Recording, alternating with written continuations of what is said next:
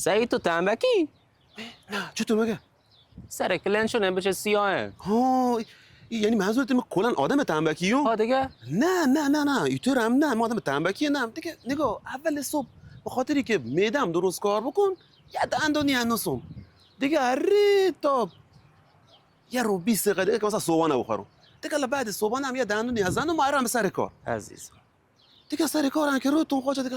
اگه بازار خراب مشتری بسامون خورده بود دیگه، مجبورم یه دندون دیگه بنوسم. حالا اگه مشتری هون تو خوشحال بودی آمو که چه کنی؟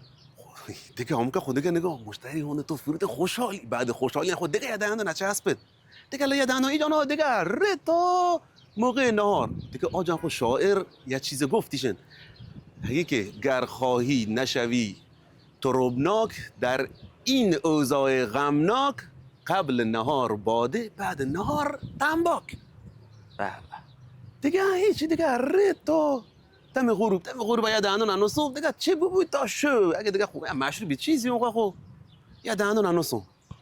سعید مگه تو مشروب بخوری؟ نه حالا هم گاهی وقت هوا خوب بود دیگه. هیچ دیگه الان بعد مشروب خواهد چسبید یه دندون انوسم دیگه. مره تا موقع خوب دیگه یه دندون مال آخرش هم خوب واجبه. یه دندون انوسم خوب تا خوب بگه دیگه. در کل تنبکی نم